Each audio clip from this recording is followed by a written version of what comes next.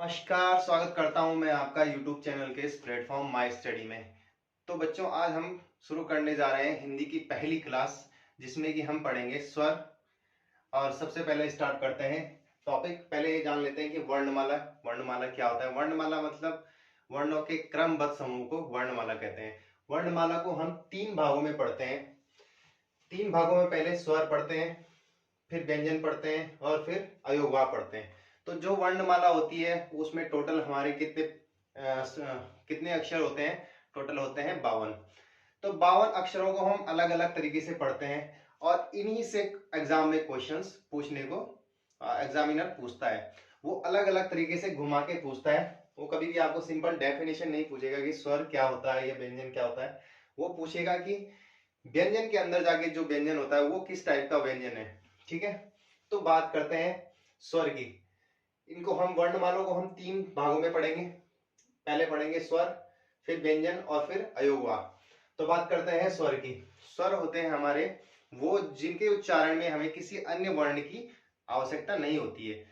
इनका खुद की अपनी ध्वनि होती है और ये किसी अन्य अक्षर की सहायता से नहीं बोले जाते हैं। इनकी संख्या होती है टोटल 11। 11 कौन कौन से होते हैं? अ, आ, ई, उ, री, ए, आई, ओ, औ। ठीक है, 11 होते हैं। अब देखते हैं व्यंजन। व्यंजन जिनके उच्चारण में हमें स्वर की आवश्यकता होती है। ये टोटल होते हैं कितने? मूलतः मूलतः 33 होते हैं, लेकिन टोटल होते हैं 39। तो 11 हमारे स्वर हो गए और 39 39 आपके व्यंजन हो गए। तो 39 और ये 50 हो गए टोटल। और दो बचते हैं हमारे जो होते हैं अयोगवा। अब ये क्या चीज है? जिनका योग किसी के साथ योग ना हो वो क्या होता है? अयोगवा। इन दोनों को इनको हम कहाँ रखते हैं? स्वर और व्यंजन के बीच में रखते हैं। तो इनकी संख्या होती है दो, एक अंग और एक अहा। अंग अनुस्वार होता है और अहा विसर्ग होता है। ठीक है, डिटेल में स्टडी करेंगे, लेकिन पहले हम आज का टॉपिक जो हमारा स्वर है यहाँ से स्टार्ट करेंगे। फिर हम नेक्स्ट क्लास में व्यंजन पढ़ेंगे और उसी के साथ साथ हम अयोगवा भी वहां पे फिनिश कर देंगे। तो ये दो क्लासेस हमारी आएंगी। अभी पहले स्टार्ट करते हैं स्वर से। तो अब हम पढ़ेंगे स्वर के प्रकार। स्वर को हम अलग अलग तरीके से विभाजित करेंगे। जैसा कि उसका पहला विभाजन होगा हमारा रचना, बनावट, संरचना और उत्पत्ति के आधार पर। दूसरा टाइप पढ़ेंगे हम जीभ के भाग के आधार पर। तीसरा पढ़ेंगे ओष्ठों के आधार पर और चौथा पढ़ेंगे मुख खुलने के आधार पर। तो चार तरीके से हम स्वरों का वर्गीकरण पढ़ेंगे। तो जो सबसे पहला वर्गीकरण है वो रचना, बनावट, उत्पत्ति और संरचना के आधार पर। अब इसका मतलब क्या है कि स्वर की उत्पत्ति कहां से हुई, ये कैसे बने हैं, और इस बेसिस पे हम उनका वर्गीकरण करेंगे। दूसरा है जीभ के आधार पर। तो जो हमारी जीभ है, ये हमारी जीभ है, तो इसके तीन पार्ट कर देंगे, ये अग्र, ये मध्य और ये पश्च। तो इस जीभ के आधार पर हम इस स्वरों को विभाजित करेंगे। ठीक है, अब तीसरा पार्ट आता है होठों के आधार पर। जो हमारे ये होठ है, ठीक है, अब इनके आधार पर हम स्वरों को विभाजित करेंगे कि जिसमें किसमें गोल होता है, किसमें गोल नहीं होता है।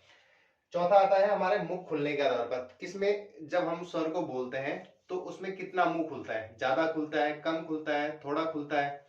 तो उसके आधार पे हम स्वरों को विभाजित, तो टोटल हम चार तरीके से स्वरों को विभाजित करते हैं। तो पहला टाइप देखते हैं रचना बनावट के आधार पर। ठीक है, मात्रा या रचना बनावट उत्पत्ति के आधार पर। तो इसके बेसिस पे हम स्वरों को दो भागों में बांटते हैं कि इनकी उत्पत्ति कहां से हुई, ये कैसे स्वर है, इनमें से कौन से नैसर्गिक हैं, कौन से प्राकृतिक हैं। तो दो रचना बनावट इनके आधार पर हम स्वरों को दो प्रकार से बांटते हैं।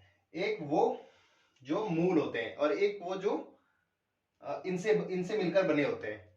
तो ठीक है, तो जो मूल स्वर होते हैं उन्हीं को हम ह्रस्व स्वर बोलते हैं, उन्हीं को लघु बोलते हैं, उन्हीं को एकमात्रिक बोलते हैं, उन्हीं को हम जड़ और नैसर्गिक स्वर मतलब प्राकृतिक, क्योंकि ये स्वर वो है जो प्राकृतिक है। क्योंकि ये वाले जो स्वर है ये कृत्रिम है, क्योंकि ये इनसे बने हुए हैं। जैसे अ प्लस अ को जोड़ देंगे तो वो आ बन जाता है।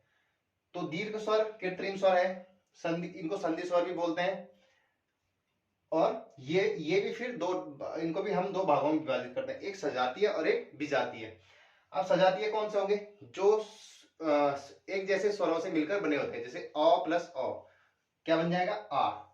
ई प्लस ई क्या बन जाएगा ई, ऊ प्लस ऊ क्या बन जाएगा ऊ। अब विजातीय कौन से हो गए, जो भिन्न भिन्न स्वरों से मिलकर बने होते हैं, जैसे अ प्लस ई ए हो गया, अ प्लस ऊ ओ हो गया, अ प्लस बड़ा ऊ अ हो गया। ठीक है, तो ये कौन से हो गए विजातीय। तो पहला टाइप हमने पढ़ लिया, रचना बनावट और मात्रा के आधार पर। दो प्रकार के हो गए, लघु और दीर्घ।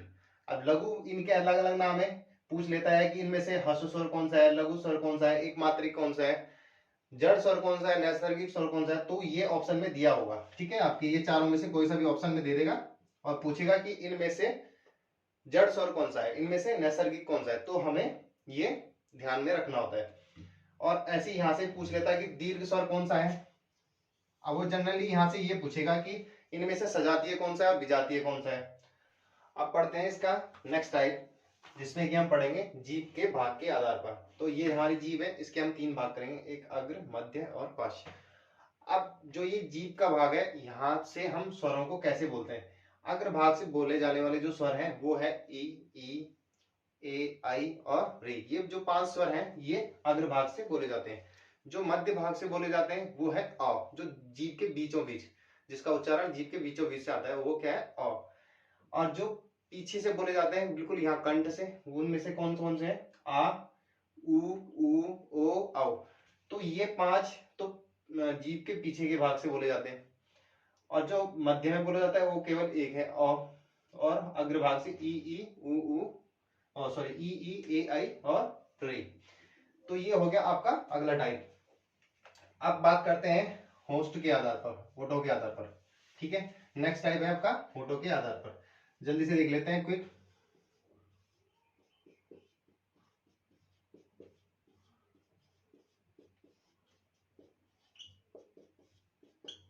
होस्टों के आधार पर, इसके आधार पर दो टाइप के होते हैं, एक व्रतमुखी और एक अव्रतमुखी। ठीक है, एक हो गया आपका व्रतमुखी, दूसरा हो गया आपका व्रतमुखी। ठीक है, व्रतमुखी का मतलब जिसमें होंठ गोल होते हैं, और अव्रतमुखी का मतलब जिसमें होंठ गोल नहीं होते हैं। तो इन दोनों में हम विभाजित करेंगे इन 11 स्वर को, कि कौन से गोल होते हैं और कौन से गोल नहीं होते हैं। तो आपको पता है गोल किस किस में होते हैं, एक तो ऊ में होते हैं, बड़े ऊ में होते हैं, ओ में होते हैं और आऊ में होते हैं। और आप चाहे तो इनका उच्चारण करके भी देख सकते हैं। से ऊ बोलते हैं तो होंठ गोल होते हैं, बड़ा ऊ बोलेंगे तो भी होंठ गोल होंगे, ओ बोलेंगे तो भी गोल, और आऊ बोलेंगे तो भी। बाकी के जो बचे हैं ये हो गए 4 आपके इसमें आ जाते हैं, बाकी के 7 इसमें अव्रतमुखी में आ जाते हैं। ठीक है, वो कौन कौन से होंगे, आ, छोटा ई, बड़ा ई, री और ए और आई। ठीक है, बाकी के स्वर इसमें आ गए हमारे। अब बात करते हैं इसके नेक्स्ट टाइप की, मुख खुलने के आधार पर। इसका चौथा और लास्ट टाइप हो जाएगा, और आज की क्लास का अंतिम इसका वर्गीकरण, जो कि है आपके मुख खुलने के आधार पर। चौथा भाग क्या है इसके, मुख खुलने के आधार पर। मुख खुलने के आधार पर अगर हम पढ़ते हैं कि हम स्वरों को जब बोलते हैं तो उसमें कितना मुंह खुलता है, तो उस आधार पर हम इसको विभाजित करें, मुंह खुलने के आधार पर। ठीक है, मुंह खुलने के आधार पर। तो इस आधार पर हम स्वरों को बांटते हैं 4 टाइप से। ठीक है, कितने टाइप से, 2 3 और 4। 4 टाइप से बांटेंगे। सबसे पहला होगा संवृत, फिर होगा आपका अर्ध संवृत,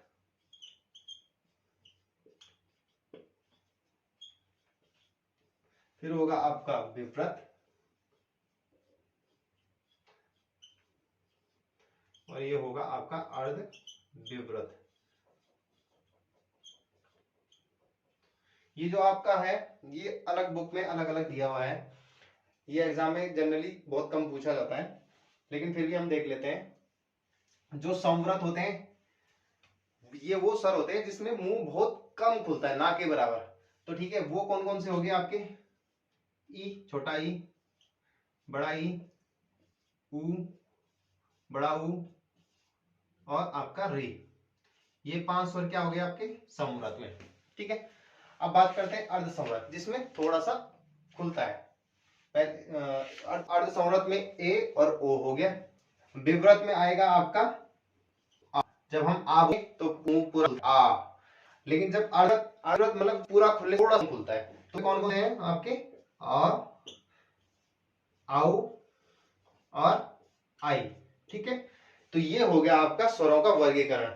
अब नेक्स्ट क्लास में हम पढ़ेंगे व्यंजन और उसके साथ साथ अयोगा। तो स्वर और व्यंजन वाला टॉपिक पूरा खत्म हो जाएगा। उसके बाद